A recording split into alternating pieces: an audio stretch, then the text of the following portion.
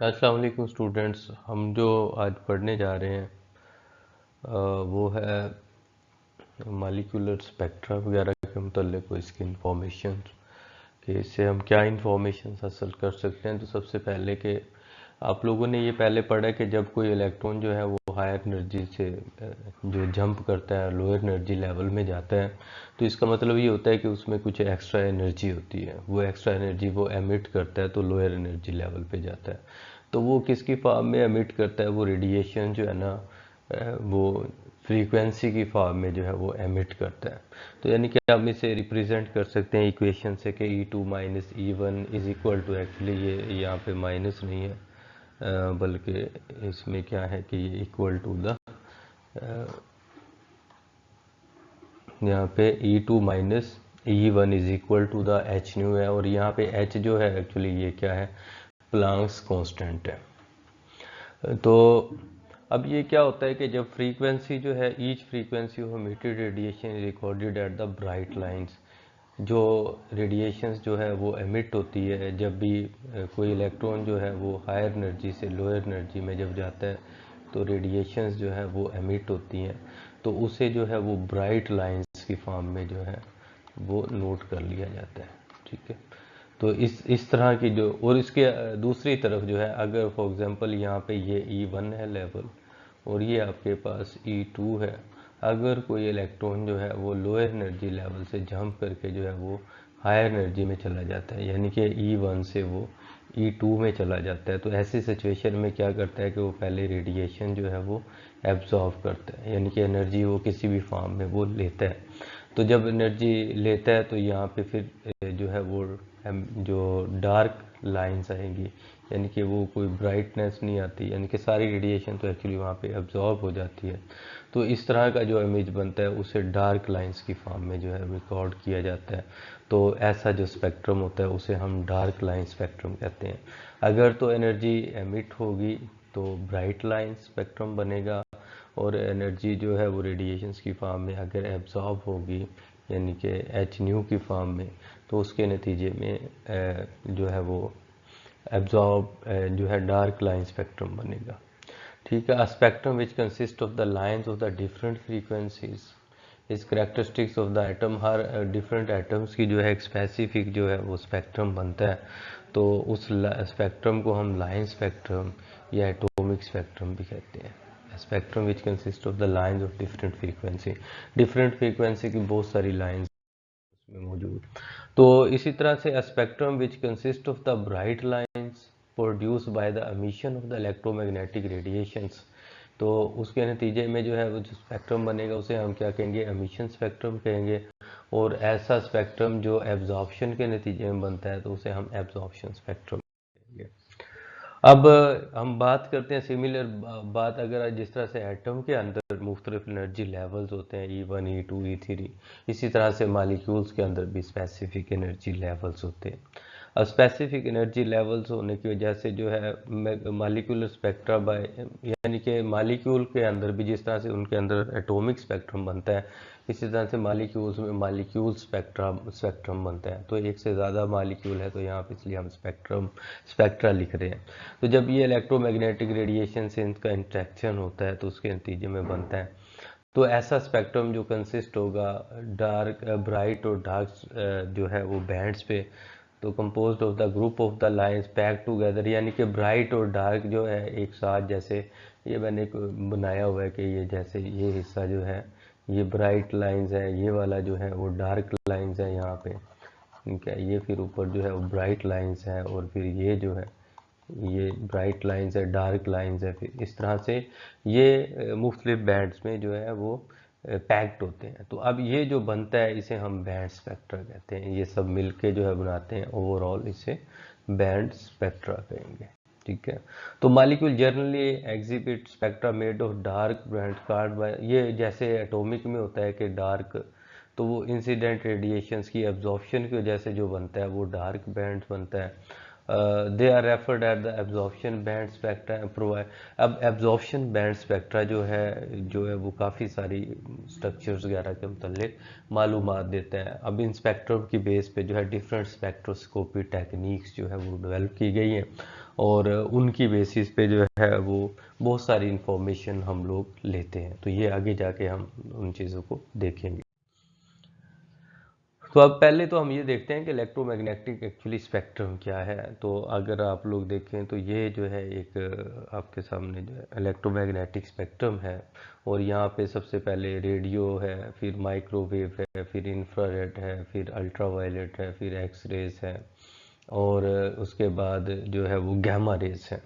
अगर आप लोग देखें तो ये जो रेड कलर में जो है यहाँ पे ये जो है जैसे क्रस्ट है, फिर ट्रफ है, फिर ट्रफ है सॉरी, फिर क्रस्ट है, क्रस्ट ट्रफ का सिलसिला यहाँ पे चलता है। अगर आप देखें तो ये यहाँ पे वेवलेंथ जो है उसकी जो है वो वेवलेंथ ज़्यादा है, यानी कि यहाँ पे जो लैम्डा है उसकी वेवलेंथ ज़्यादा है। लेकिन जैसे ही आप लेफ़्ट से राइट की तरफ मूव करते चले जाते हैं तो आप ये देखेंगे कि ये जो वेवलेंथ है उसकी वेव जो है वो कम होती चली जाती है, लेंथ जो है, और नंबर ऑफ वेव्स यहाँ पे देखिए कि इतनी ज़्यादा वेव बनती हैं। तो अब ये जो है अगर आप मीटर्स के अंदर अगर इनकी रेंज लें तो सबसे पहले रेडियो वेव फ्रीक्वेंसी है तकरीबन 10 पावर 3 मीटर्स। तो आप लोग कंसिडर कर सकते हैं कि रेडियो वेव्स की जो वेवलेंथ है वो तकरीबन 1000 मीटर से तकरीबन 10 पावर 0.1 मीटर तक हो सकती है। तो इसी तरह से स्पेक्ट्रम के अंदर बाकी जो है रेडिएशंस की वेवलेंथ इन मीटर जो है वो डिफ्रेंशिएट की गई है। इसके अलावा एंगस्ट्रॉम यूज़ किया जाता है, कुछ कहीं पर नैनोमीटर्स वगैरह भी यूज़ किया जाता है। इसके अलावा अगर आप लोग देखें तो एक हिस्सा जो है ये स्पेक्ट्रम के अंदर विजिबल लाइट्स का नज़र आता है, और आपको पता है कि विजिबल लाइट जो है वो 7 डिफरेंट कलर पर मुश्तमिल होती है।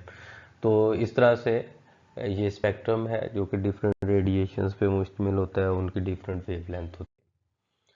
तो अभी हम लोग ये देखें कि सबसे पहले कि वेव क्या होती है, एक्चुअली ट्रफ और क्रस्ट पे मुश्तमिल होती है। और आपने ये भी पढ़ा है कि दो क्रस्ट या ट्रफ का जो बाहमी फासला जो है उसे हम जो है लैम्डा से यानी कि वेवलेंथ से रिप्रेजेंट करते हैं। और यहाँ पे प्रोपेगेशन की डायरेक्शन शो की है कि ये और सी है स्पीड ऑफ द लाइट, ये उसकी लाइट्स है। तो अगर आप ये देखें कि ये जो है एक दूसरे के ऊपर क्या है, ये प्रोपेगेशन की डायरेक्शन है, और ये एक दूसरे पे क्या है, तीनों डायरेक्शन जो है ऊपर इलेक्ट्रोमैग्नेटिक पार्ट है, ये जो है ये प्रोपेगेशन की डायरेक्शन है। अगर इसको मैग्नेटिक फील्ड कहते हैं, इसको इलेक्ट्रिक फील्ड कहते हैं। तो ये एक दूसरे पे राइट एंगल ट्राई एंगल बनाते हैं, और प्रोपेगेशन होती है इलेक्ट्रोमैग्नेटिक रेडिएशन में। यहाँ पे कुछ टर्म्स यूज़ होती हैं, ये आपने अक्सर पढ़ा है।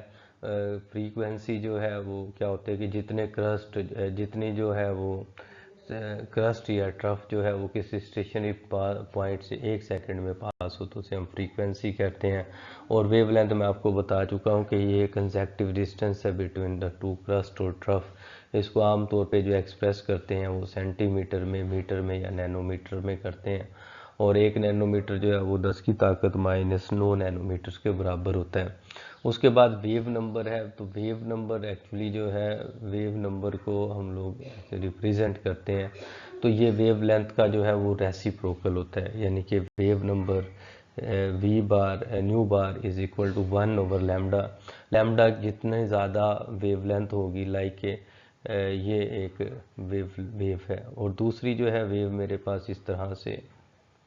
अब आप देखें तो इसके अंदर से एक क्रस्ट है और एक ही ट्रफ है, यानी कि इसका एक ही नंबर बनेगा, तो वेव नंबर इसका 1 बन जाएगा। लेकिन यहाँ पे देखें 1 2 3 4 5, तो 1/5, तो नंबर ऑफ जो है वेव नंबर जो है वो कम होता चला जाएगा, यानी कि वेव नंबर जो है वो वेव लेंथ के इन्वर्सली प्रोपोर्शनल है। जितनी वेव लेंथ छोटी होगी वेव नंबर उतना ही ज़्यादा होगा, और वेव जितनी बड़ी होगी उसका वेव नंबर उतना ही छोटा होगा। ठीक है। उसके बाद अब ये रिलेशनशिप देखते हैं हम कि फ्रीक्वेंसी में और वेवलेंथ में और वेव नंबर में रिलेशनशिप क्या है इनका। तो देखें कि न्यू लैम्डा यानी कि फ्रीक्वेंसी और लैम्डा को जब मल्टीप्लाई करते हैं तो वो स्पीड के बराबर होता है। और अगर आप इसे रीअरेंज करते हैं तो लैम्डा जो है उधर मल्टीप्लाई हो रहा है तो इधर आके डिवाइड हो जाएगा। तो nu is equal to C over lambda. Higher the wavelength, जितनी वेवलेंथ ज़्यादा होगी फ्रीक्वेंसी उतनी ही उसकी लोअर होगी, और जितनी फ्रीक्वेंसी, तो ये रेसिप्रोकल है, यानी कि वेवलेंथ जितनी शॉर्ट होगी लाइक दिस वन, उसकी फ्रीक्वेंसी उतनी ही ज़्यादा होगी, लेकिन अगर इस तरह से होगी तो उसकी फ्रीक्वेंसी उतनी कम होगी। तो उसके बाद जो है आपने जो है अगर सी जो है एक कांस्टेंट अगर हम कंसीडर करते हैं, तो इसी तरह से यानी कि वेव नंबर जो है उसको अगर कंसीडर करते हैं, या पहले ही पढ़ चुके हैं कि रेसिप्रोकल होते हैं वेव जो है वो वेव लेंथ के। उसके बाद अगर आप इसे रीअरेंज करते हैं तो न्यू और यानी कि यहाँ पे सी की वैल्यू अगर आप रहने देते हैं, यानी कि सी ओवर लैम्डा ही लेते हैं अगर, तो आपके पास अगर आप इस इक्वेशंस को रीअरेंज करते हैं यानी कि, तो ये आपके पास क्या बन जाएगी। फॉर एग्जांपल मैं इस इक्वेशंस को कंसीडर करता हूँ, ये हमारे पास क्या है, nu is equal to C over lambda है। तो मैं इसको ऐसे लिख सकता हूँ कि C dot one over lambda, आपको पता है कि वन ओवर लैम्डा किसके बराबर होता है, म्यू उसके वेव नंबर के। तो इट मीन्स कि हम इसे ऐसे रिप्रेजेंट कर सकते हैं, so v is equal to nu frequency is equal to C nu. तो इस तरह से हम लोग इस रिलेशनशिप को ट्राई कर सकते हैं।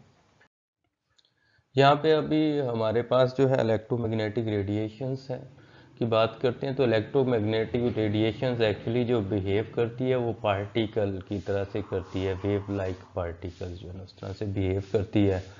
तो एक स्पेसिफिक इसकी एनर्जी होती है जिसे हम क्वांटा कहते हैं या फोटान कहते हैं। तो इसको जो है इसकी एनर्जी को, फोटान की एनर्जी को जो है प्लैंक्स इक्वेशन के साथ हम लोग रिप्रेजेंट कर सकते हैं, जो कि कहते हैं कि H is equal to E is equal to H nu, और आपको पता है न्यू बराबर होता है सी ओवर लैम्डा के। तो यहाँ पे H जो है वो प्लैंक्स कांस्टेंट है और इसकी वैल्यू जो है वो 6.62 क्रॉस 10 पावर -27 है, और V यहाँ पे जो है वो फ्रीक्वेंसी है, इसको हर्ट्ज में रिप्रेजेंट करते हैं, और लैम्डा जो है उसको वेवलेंथ है जिसको हम सेंटीमीटर में यहाँ पे रिप्रेजेंट करते हैं। अगर आप इस इक्वेशन को 1 मोल फोटोन के लिए रिप्रेजेंट करना चाहें तो क्या करेंगे कि इस इक्वेशन के आगाज में जो है एवोगाड्रो नंबर जो है वो अटैच कर देंगे। अब जब अगर आप इस इक्वेशंस को गौर से देखते हैं तो आपके पास जो है यहाँ पे n की वैल्यू भी कांस्टेंट है, h की वैल्यू भी कांस्टेंट है, और c की वैल्यू भी आपके पास कांस्टेंट है। जब आप इन तीनों की वैल्यूज पुट करते हैं तो अल्टीमेट जो आपके पास फाइनल वैल्यू बनती है 2.85 क्रॉस 10 पावर -3। तो लेकिन आप और यूनिट बन जाता है किलो कैलोरी पर मोल।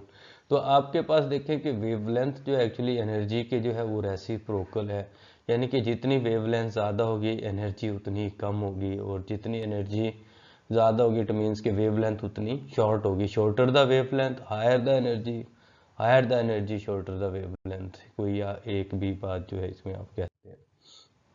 नेक्स्ट जो है मालिक्यूलर एनर्जी लेवल्स, यानी कि जिस तरह से एटम्स के अंदर मुख्तलिफ एनर्जी लेवल्स होते हैं उसी तरह से मालिक्यूल्स के भी डिफरेंट एनर्जी लेवल्स होते हैं। तो इंटरनल एनर्जी ऑफ मालिक्यूल्स जो है वो 3 तरह की होती है। नंबर 1 पे रोटेशनल एनर्जी, नंबर 2 पे वाइब्रेशनल एनर्जी, और नंबर 3 पे जो है इलेक्ट्रॉनिक एनर्जी। तो सबसे पहले हम रोटेशनल एनर्जी को देखते हैं। रोटेशनल एनर्जी के अंदर क्या होता है कि मालिक्यूल जो है वो रोटेट करता है about the centre of gravity या अबाउट द एक्सिस। तो इस एनर्जी को जो है हम कहते हैं कि ये रोटेशनल एनर्जी होगी, यहाँ पे जैसे जो है ये रोटेट कर रहा है। दूसरे नंबर पे वाइब्रेशनल एनर्जी है। वाइब्रेशनल में कोई चीज़ वाइब्रेट करती है, जैसे वाइब्रेशन एनर्जी कहलाएगी। लाइक के यहाँ पे एग्जांपल्स है, यहाँ पे स्ट्रेचिंग हो सकती है, जैसे आप किसी स्प्रिंग को जो है दोनों तरफ से खींचते हैं इक्वली, तो उसके नतीजे में जो होती है वो स्ट्रेचिंग होती है। और अगर आप कोई कंप्रेस करते हैं उसको ऑन द बोथ साइड, उसे हम कॉन्ट्रैक्टिंग कहते हैं। तो जैसे ही और उसके बाद ये बेंडिंग है, यानी कि ये बॉल जैसे दोनों तरफ जो है वो डाउन जो है वो मूव करती है जैसे पेंडुलम की तरह से, इस तरह से ये बेंडिंग है। तो ये डिफरेंट तरह की जो है वो वाइब्रेशंस इसमें इंक्लूड होती है। तो इट मीन्स कि ये बिल्कुल जो है ना जैसे कोई वायर होती है, उसके अंदर स्प्रिंग नुमा वायर के अंदर जो है कंट्रैक्शन या स्ट्रेचिंग और बेंडिंग होती है। उसके बाद इलेक्ट्रॉनिक एनर्जी है। इसमें क्या होता है कि स्प्लिटिंग, इसमें इलेक्ट्रॉन जो है वो मूव करते हैं लोअर लेवल से higher level, different energy levels में मूव करते हैं, तो उसे हम इलेक्ट्रॉनिक एनर्जी कहते हैं। अब जो मालिक्यूल्स के अंदर जो है ना वो खा वाइब्रेशनल एनर्जी है, इलेक्ट्रॉनिक है या रोटेशनल्स है, इन सब की जो वैल्यूज जो है वो फिक्स्ड होती है, यानी कि क्वांटाइज्ड होती है, स्पेसिफिक होती है। तो इस तरह से तीन तरह की फिर इनकी एनर्जी वैल्यू बनेगी। Change in the rotational energy in vibrational level और will occur by the absorption of the emission of one और मोर क्वांटा एनर्जी। जब कोई चीज़ एनर्जी जो है, जब कोई मालिक्यूल एब्जॉर्ब करता है तो उसका रोटेशनल लेवल में क्या होती है, चेंजिंग आती है। अब जो इनके अंदर एनर्जी लेवल्स जो है उनके अंदर डिफरेंस है। तो डिफरेंस क्या है कि अगर आप देखें इलेक्ट्रॉनिक जो चेंज होती है उसके लिए एनर्जी जो चाहिए बहुत ज़्यादा चाहिए, 450 किलो जॉल पर मोल एनर्जी चाहिए इलेक्ट्रॉनिक चेंज के लिए। ठीक है। दूसरे नंबर पे किसी चीज़ से इलेक्ट्रॉन की क्योंकि बाकायदा मूवमेंट होती है, लोअर से हायर एनर्जी लेवल्स पे वो मूव करता है। ठीक है। तो इस वजह से यहाँ पे ज़्यादा एनर्जी चाहिए, इलेक्ट्रॉन को मूव करना होता है। वाइब्रेशनल में जाहिर से वाइब्रेट करना होता है जस्ट, तो इसके अंदर जो एनर्जी है वो 5 to 40 किलो कैलोरी पर मोल चाहिए। लेकिन जस्ट रोटेट करना है किसी चीज़ को तो वहाँ पे एनर्जी कम चाहिए, 0.07। तो अब ये बिल्कुल ऐसे ही है कि किसी को जैसे उठा के जो है वो छत तक पहुँचाना है, तो उसमें क्या होता है कि कोई चीज़ उठा के आप छत पे लेके जाते हैं तो वो उस सिचुएशन में ज़्यादा एनर्जी चाहिए। वाइब्रेट जस्ट उसको रोटेट कर वाइब्रेट करना है तो उसके लिए उतनी एनर्जी नहीं चाहिए, लेकिन किसी चीज़ को घुमाना और रोटेट करना तो उसके लिए मज़ीद कम एनर्जी चाहिए। इट मीन्स कि हमें अगर इलेक्ट्रॉनिक ट्रांजिशन करवानी है तो हमें ज़्यादा एनर्जी वाली रेडिएशन रिक्वायर्ड होंगी, इलेक्ट्रोमैग्नेटिक रेडिएशंस। और उसके बाद अगर वाइब्रेशनल करवानी है तो फिर उससे कम चाहिए। और जस्ट रोटेशन है तो उसके अंदर सिर्फ उससे ज़्यादा लो एनर्जी वाली रेडिएशन, इलेक्ट्रोमैग्नेटिक रेडिएशंस चाहिए होती हैं। तो अगर हम देखें तो इनको अगर आप ग्राफिकली रिप्रेजेंट करते हैं तो यहाँ पे पहले नंबर पे हमारे पास ये इलेक्ट्रॉनिक ट्रांजिशन है। इसके अंदर जो है ये पहला जो लेवल जो है इलेक्ट्रॉनिक लेवल है। अब यहाँ पे एनर्जी चाहिए यहाँ से मूव करने के लिए। हर इलेक्ट्रॉनिक लेवल्स के अंदर मुख्तलिफ वाइब्रेशनल लेवल्स है। अब जैसे यहाँ पे जो है, यहाँ पे यानी कि एक उसके अंदर कितने सारे 1 2 3 4 बहुत सारे वाइब्रेशनल लेवल्स पाए जाते हैं एक इलेक्ट्रॉनिक लेवल्स के अंदर। और हर वाइब्रेशनल लेवल्स के अंदर जो है फर्दर जो है वो वाइब्रेशनल रोटेशनल लेवल्स होते हैं, जैसे 1 है, 0 है, 1 है, 3 है, लाइक दिस बहुत सारे लेवल्स उसके अंदर पाए जाते हैं। यानी कि सबसे ज़्यादा जो एनर्जी चाहिए यहाँ से लेके यहाँ तक चाहिए तो वो इलेक्ट्रॉनिक है। अगर यहाँ से लाइक के यहाँ तक एनर्जी चाहिए तो वो क्या है, इलेक्ट्रॉनिक से वाइब्रेशनल एनर्जी है, कम चाहिए। और इसमें देखें तो आप यहाँ से यहाँ तक बहुत कम एनर्जी चाहिए, इसलिए ये रोटेशनल एनर्जी लेवल्स है। तो इसको अरेंज कर सकते हैं। अब अगर आप एक स्पेक्ट्रो यानी कि इलेक्ट्रोमैग्नेटिक रेडिएशंस का जो इंटरेक्शन जो मटेरियल के साथ करवा के जो स्टडी की जाती है तो उसे हम स्पेक्ट्रोस्कोपी कहते हैं। तो अब ये एक सिंपल सा अगर देखें तो होता क्या है कि इसके अंदर इंसिडेंट रेडिएशन जो है वो कोई स्लिट लगा दी जाती है, उसको मरकूज किया जाता है, किसी सैंपल से जो है ये पास की जाती है। सैंपल से पास करने के बाद वो प्रिज्म से जो है, प्रिज्म क्या करता है, कुछ ही रेडिएशन ये सैंपल के अंदर एब्जॉर्ब हो जाती है, कुछ रेडिएशन जो पास होती है आगे जो प्रिज्म है उन्हें क्या करता है डिफरेंट वेवलेंथ में जो है स्प्रेड करता है। यहाँ पे मिरर लगाया गया और इनको एक डायरेक्शन में जो है रोटेट किया जाता है, यानी कि इसका एंगल चेंज किया जाता है। वहाँ पे स्लिट लगा के डिटेक्टर पे ये रेडिएशंस को नोट किया जाता है और उसके नतीजे में कोई स्पेक्ट्रा जो है वो बन जाता है। तो ये एक स्कीमेटिक डायग्राम है फॉर द एब्जॉर्प्शन स्पेक्ट्रोफोटोमीटर के लिए। तो यहाँ पे अब हम लोग देखें तो हमारे पास जो है types of the molecular spectra. तो types of the molecular spectra में to obtain the molecular spectrum the substance under examined is exposed to the electromagnetic radiations of a series of the wavelength। यानी कि हो सकता है कि आप उसे एक्सपोज करते हैं, यूवी में करते हैं, आईआर में करते हैं, एनएमआर में करते हैं, सॉरी यूवी में, आईआर में, माइक्रो में, कौन सी रेडिएशंस पे जो है वो आप उसे सैंपल को क्या करते हैं, एक्सपोज करते हैं। लाइक कि ये आपके पास जो है कोई भी इलेक्ट्रोमैग्नेटिक रेडिएशन है, आगे ये सैंपल इस पे एक्सपोज करते हैं। तो उसके बाद molecule of the substance absorb certain wavelength in order. यहाँ पे यानी कि बहुत सारी रेडिएशंस के अंदर से पास हो रही है, कुछ उसने एब्जॉर्ब कर लिया, कुछ इसके अंदर से क्या होगा, वो फर्दर पास हो जाएगी। तो जो एब्जॉर्ब होगी वो क्या करेगी कि उसको किसी भी लेवल में, यानी कि उसके इलेक्ट्रॉनिक लेवल पे, रोटेशनल पे या वाइब्रेशनल लेवल पे क्या करेगी, एक्साइटेशंस करेगी उस सैंपल के अंदर। तो the series of the wavelength is absorbed, तो वो हर एक जो है मखसूस एक स्पेक्ट्रम देगा, तो उसे हम मालिक्यूलर स्पेक्ट्रम कहेंगे। There are the three main type of the molecular spectra. जिस तरह से तीन टाइप्स की जो है वो एनर्जी लेवल्स है, इलेक्ट्रॉनिक्स और रोटेशनल और वाइब्रेशनल, उसी तरह से तीन तरह के जो है मालिक्यूलर स्पेक्ट्रा है। तो ये क्या होते हैं, दीज आर काज, पहले नंबर पे इलेक्ट्रॉनिक स्पेक्ट्रा। तो इसमें क्या है, हाई एनर्जी फोटान चाहिए होता है which send electron to the high energy levels. The electronic spectra are within the visible और अल्ट्रावायलेट रीजन, क्योंकि यहाँ पे इसकी एनर्जी ज़्यादा होती है। तो जो इलेक्ट्रोमैग्नेटिक स्पेक्ट्रम जो है उसका ये हिस्सा जो है, यानी कि यूवी और विजिबल का, वो ये काज करता है इलेक्ट्रॉनिक ट्रांजिशन। तो जब इलेक्ट्रॉनिक दूसरे नंबर पे जो है फिर वाइब्रेशनल स्पेक्ट्रा है। इसके अंदर आपने ये देखा था कि इलेक्ट्रॉनिक ट्रांजिशन के लिए 450 किलो जाउल जो है पर मोल एनर्जी रिक्वायर्ड थी। तो लेकिन वाइब्रेशनल के लिए 5 to 40 किलो जॉल पर मोल एनर्जी रिक्वायर है। अब इट मीन्स कि इसमें जो है कम एनर्जी वाली जो है वो इलेक्ट्रोमैग्नेटिक रेडिएशंस चाहिए होती हैं। तो lower energy photon change the vibrational energy levels. The spectra are refer to as the vibrational spectra उन्हें कहते हैं फिर हम लोग।